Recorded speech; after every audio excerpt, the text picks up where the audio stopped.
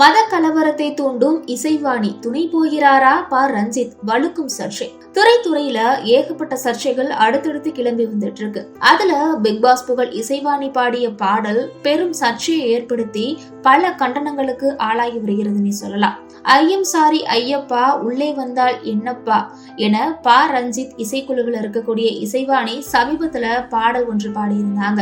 அது சமூக வலைதளங்கள்ல அதிவேகமாக பரவிய நிலையில பிரச்சனை பூதாகரமாக வெடிச்சிருக்குன்னு சொல்லலாம். தற்போது கார்த்திகை மாதம் என்பதால் பக்தர்கள் சபரிமலைக்கு மாலை போட்டு வருகின்றனர். இந்த சமயத்துல இப்படி ஒரு பாடலை அவர் பாடியிருப்பது மத கலவரத்தை தூண்டக்கூடிய வகையில இருப்பதாக கருத்துக்கள் எழுந்திருக்கு.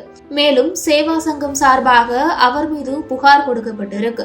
அதுல கழுத்தில் சிலுவை அணிந்து கொண்டு இயேசுவை பற்றி மேடைகளில் பாடல் பாடியிருக்கிறார்.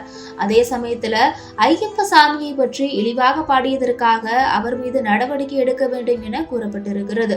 இந்த நிலையில தான் ரஞ்சித் மீதும் நடவடிக்கை எடுக்க வேண்டும் என்ற கருத்துக்களும் எழுந்திருக்கு. தற்போது போலீசார் இதை விசாரணை செஞ்சு வந்துட்டு இருக்காங்க.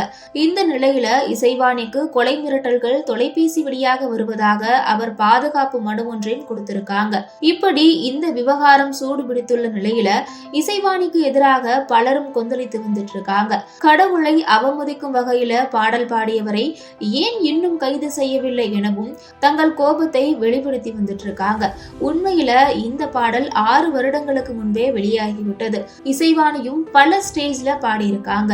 ஆனால் இப்போது சோசியல் மீடியாவோட ஆதிக்கம் நிறைந்திருக்கிறது அல்லவா, அதிலுமே கார்த்திகை மாத சமயத்துல இந்த பாடலை பாடியதுதான் சர்ச்சைக்கு காரணமாக இருக்கிறது என்று பல தரப்பிலிருந்து கருத்துக்கள் வந்துட்டு இருக்கு.